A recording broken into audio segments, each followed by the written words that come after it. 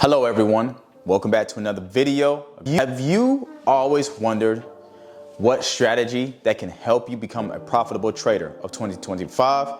Well, I'm going to show you exactly my full breakdown of my supply and demand strategy, how it works, how I use it, and how it can make you profitable as it has made me profitable. So this video might be a little longer than usual, but I believe it's worth watching all the way to the end, especially if you're looking to increase profits, to understand the market and how it moves and the shapes that it forms to give us these great setups time after time after time again. So here is my full strategy. No more games. I'm gonna go ahead and give you everything that you need to know. Let's start right now. So we are going to go over how to define the trend. We're also going to go over the EMAs, and then we will go and transition to supply and demand setups. Okay, I'm gonna show you how much I risk, and I'm gonna let you know how you can actually take your trading to the next level with this strategy. Okay, so the first thing I do when I come to the markets, okay, and it becomes so easy for you to see the markets once you get used to doing this. I typically go on the 1 hour time frame. Okay, now today is NFP day, so you probably see this big spike up and this big spike down. That's the reason why you see the market looks the way it looks today. I don't trade NFP. However, there were some setups and I'm going to show you that you could have taken. All right, and I'm going to look in the past on some setups that you could have taken alongside with an extra strategy called the 13 EMA strategy that's going to help you profit regardless, okay? And this is a breakout strategy as well.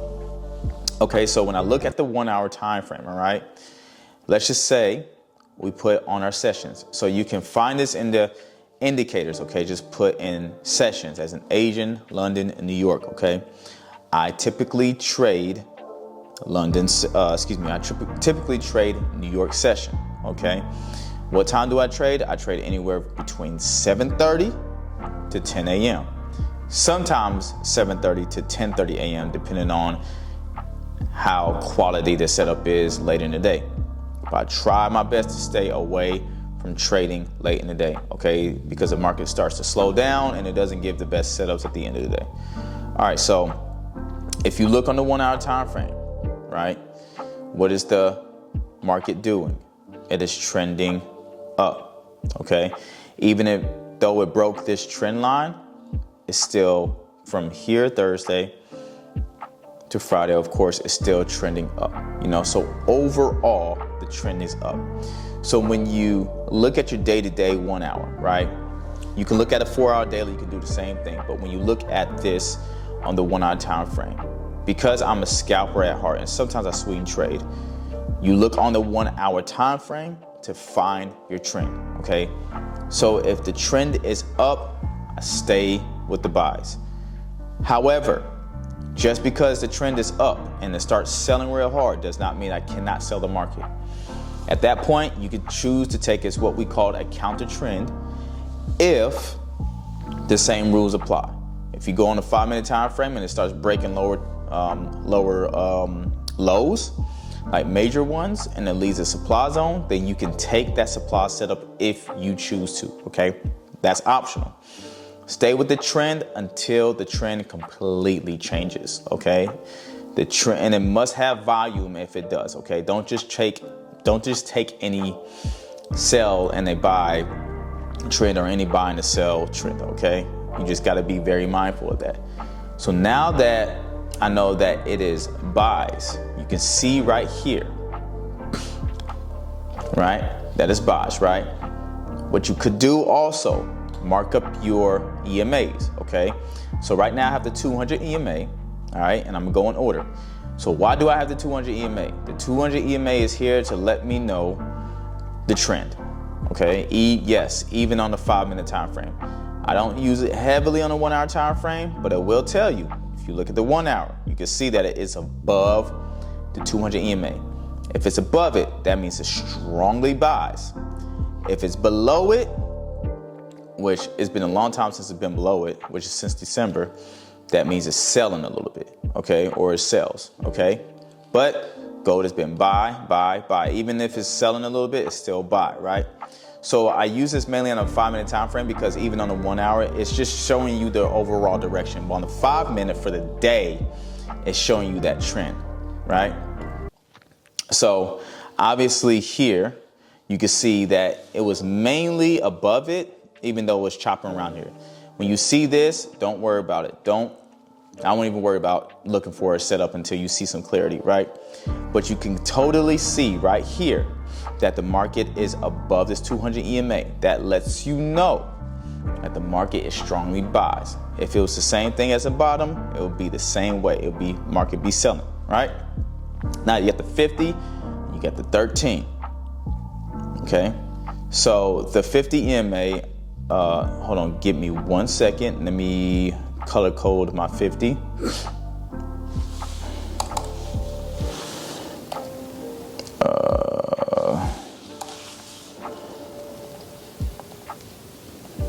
Let's change this to red. All right. So the 50 and the 13. Okay, so pay attention to this. Anytime you see the 50 and the 13 EMA, the 13 EMA is the blue, okay, and the 50 EMA is the red. Anytime you see it above the 200 EMA, that lets you know that it is a strong indication that it is strong buys. More so, if the 13 EMA is crossing the 50, that's also an indication that it is strong buys, okay? So this is all extra, this is confluence. You don't have to use the EMAs, but for me, I use it as a strong confluence, an extra confirmation of the market, what direction it's going, okay? And on top of that, when you see the 13 EMA crossing, I'm going to get to you later on how you can use that as a breakout strategy if the market tends not to come back to your areas of zone, levels of zone. So now that we got that out of the way, right? Now that we got that out of the way, let's now look for a setup, okay? And there was a perfect setup that was over here. I didn't take this setup today because it was NFP, and I technically do not trade NFP. So let's back this up, right? So typically here you can see that the market is selling a little bit because of NFP, but it's just, ranging at the time, right? Now you have a breakout, okay? So usually what I tend to do is anytime the market breaks a high, I look for some type of demand zone, right? Now, most people would probably say that this is a demand zone. Some people call it a breaker block. Yeah, that is a demand zone, but it's not a demand zone I would choose from, because what I look for is a red candle and a strong bull candle, not a red candle and two bull candles. Keep that in mind. They're both different.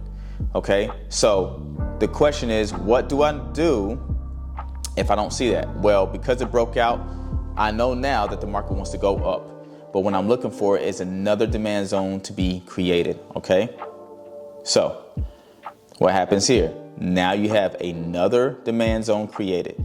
So this is the zone that we want to look at, okay? So now that we know it's bras, it broke structure. Now usually you want a candle, usually you want your demand zone to look like this. If the high was broken, you want your demand zone to look like this down here. But since it doesn't look like that, you see you have a bearish candle and immediate engulfing candle. That's what you want, okay? All right, so what are we waiting for? We are waiting for the retest of this candle. And of course, it missed this one by an inch, but let's see. All right, so now you have the retest candle, okay? If you want to, you can enter in aggressively if you want to, but on this particular trade, I don't enter aggressively. I usually play it conservative because it is gold, guys. Remember, gold moves a lot. But this is a way that you can make your chips, okay? So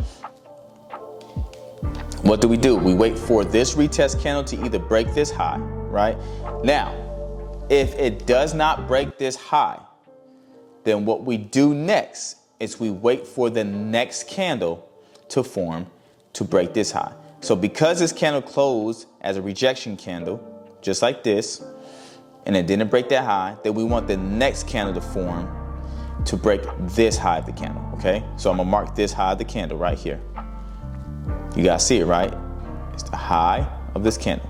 So now we want the next candle to form to break this high of the candle.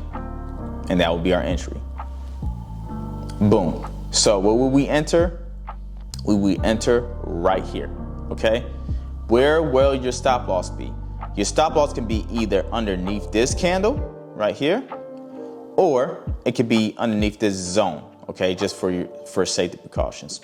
Where would your take profit be? Wherever you desire. It could be a 1-to-1, right? Which for me, a 1-to-1 would be right here. All right? Or you can just hold it a little bit. Now, because I trade with a 100K account, I do have a live account, but because I do trade with a 100K account on a prop firm, speaking, right? I risk anywhere from 2.00 lot size or 3.00 lot size, right? But let's just say I'm risking a 2.00 lot size, right? Then right here, it says, I put my stop loss right here underneath this candle, more than likely. So you times that by 3, right? And what would you get?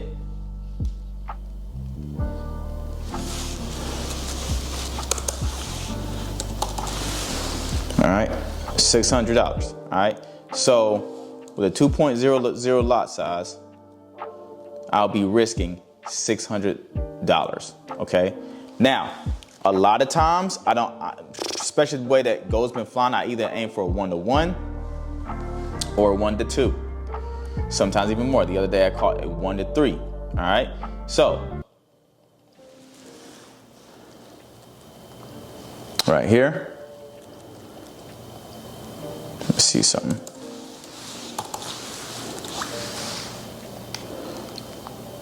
So this would be $600.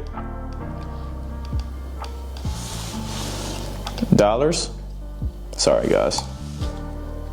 So this would be $600 and this would be $1,000, right? Because the reason why is because 2 times 5 will be $1,000. Okay, so it will be $1,000. All right, that I am looking to make. All right. Now, sometimes I'll go for a 1-to-2, which could be all the way up here. Right, I can aim for a 1-to-2, which is 1,000 pips, okay? But let's just say for right now, boom, right? Take profit will hit, okay? Now, guys, when I mean it is as simple as that, it literally is as simple as that. And if I just kept holding this bad boy, it'll go for a 1-to-2, which this would be $2,000. More than likely, I probably would have went for my 1-to-2 because the way that gold moves, it moves so beautifully, so heavily beautiful that it will bless you less than 5 minutes. So this is the reason why I trade gold, because it is very volatile and it's very simple to trade with supply and demand. Okay, so this is the demand setup I will take. Now we're going to go into another phase. Let's just say it just started selling like it does now. So if it starts selling, what we can do is, you see how this zone is broken, right? We see that this zone, let me move this, is a major zone. And now it's broken, right? So let's go ahead and delete this, all right? How would you sell this? This would be your supply zone, right? Remember, instead of this being the bearish candle and then the immediate bullish candle for demand zone, now this one is a bullish candle, an immediate bearish candle, okay? So therefore, we are looking for a retest at this area. Now, I would not take this trade just because the area is too big. I'm just letting you know what a supply zone looks like. Okay, so you do obviously want it to be smaller than this. Okay, so the market retests is right there, right? And after and let's back it up a little bit. Let's not move too fast. After the market retests this zone, if it closes like this, what candle of the low that you want to break? This low. I'll mark it up. So you want the next candle to break this low, and that will be our entry. That's our entry. Boom. We're shorting it, right? Now, obviously this is too big of a stop loss, so you can put it above this candle and aim for your 101. Boom. And that's how you simply trade supply and demand. So, what if supply and demand is not working, right? What if supply and demand is not effectively happening, right? Because you're going to have days where the market is not retesting, but it's trending really hard and it's giving you so many setups, so many opportunities. But for some reason, the market is not retesting. Well, I have another strategy. We'll call it the liquidity grab, but I'm gonna call it the breakout EMA strategy, okay? So let's go back here and I'm gonna show you. All right, so let's put these bad boys back on. Let's go back.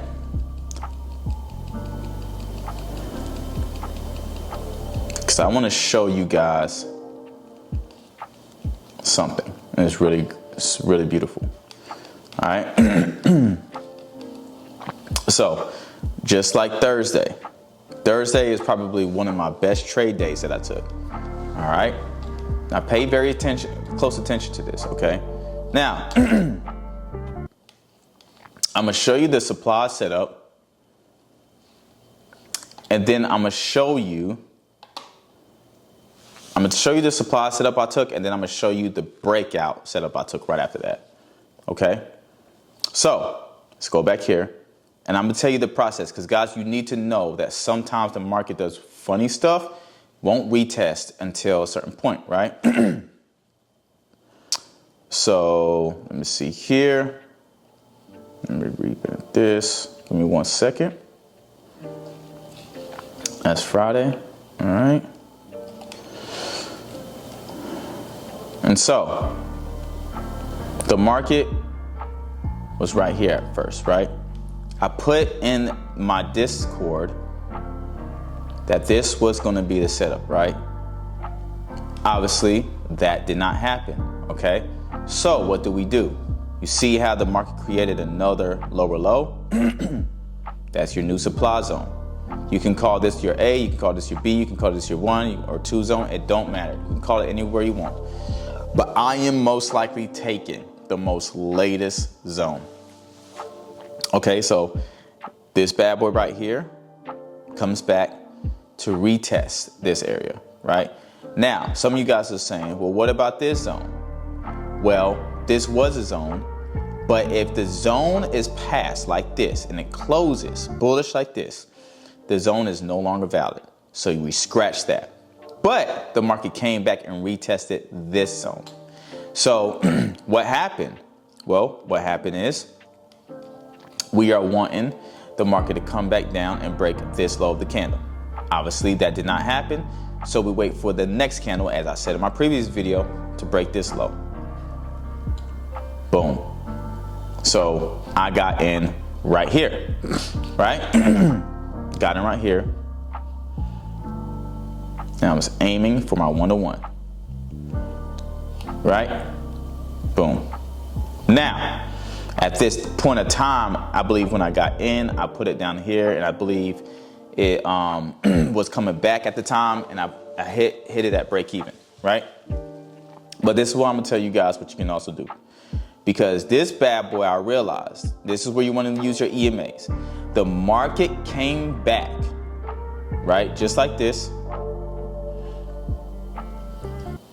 You see how the market is touching that 13 EMA? That's to let you know that it was already retested, right? Then it created another bear candle.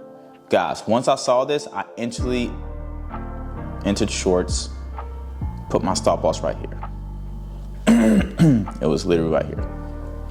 And I swung it down right here.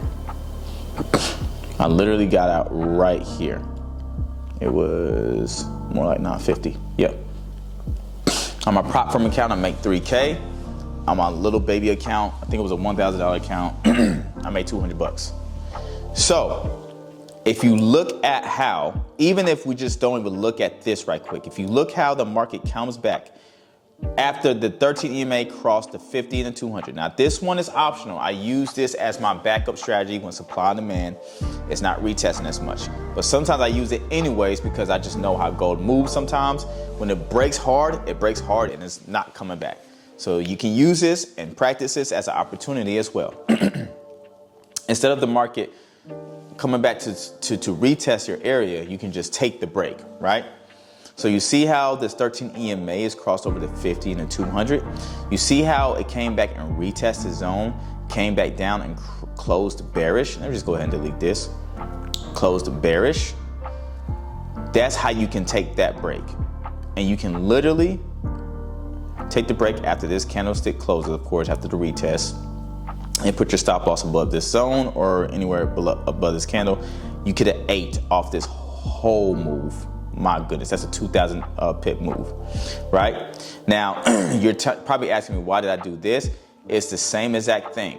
The only difference is this red candle was retested off this candle, came down, created another supply setup and going down, and that's why I entered. And I said, boom, I'm getting in. So the 13 EMA strategy breakout is also powerful.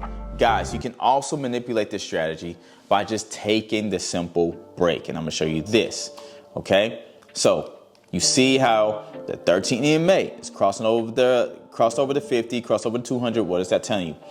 It sells. It's below this 200 EMA. So let me go ahead and take this 200 EMA off. We're gonna back it on up. You see how it broke, right? Boom, boom, boom, right? Even though this didn't break this area as far yet, the 13 EMA did not cross over the 50. You don't want to take it there just yet because you don't know, right? Now, I'm just talking about without supply and demand, right? But you see it crosses right here. You see how it took this other, you see how it created another supply zone and it closed bearish.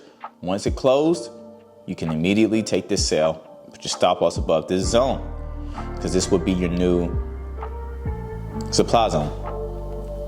And if you want to, you can just ride it down to this low.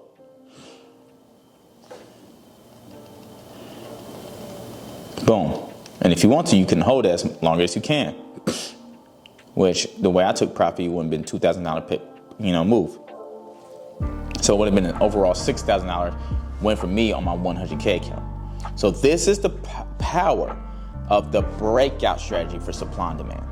Okay, if you don't see the supply and demand hitting your setups every single time. But as I said, guys, I wanted to give you my full breakdown. This is not a hard strategy. This is the most simplest strategy that you're ever going to get, right? I'm gonna show you one right here, all right? This was also a setup that I took. I took the break of the buy, but I'm gonna show you a demand zone. Now, let me see something else. This is Tuesday. Here it is.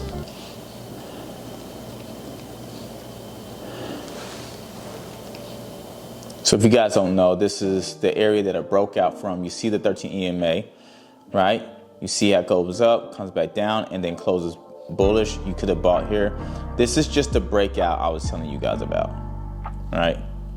is the breakout off the demand zone that I was telling you guys about. You can put your stop loss literally right here and just ride it on up. That's crazy. It's just so crazy how gold can really bless you. But back to what I was talking about, so you guys can see that. Of course, none of these retested, right? None of these demand zones tested. But you have this one right here. All right. Let's go ahead and back it on up so you guys can see. All right. This is at 9 o'clock, right? Boom. Retest, right? This candlestick did not break this high, but this candlestick broke that high.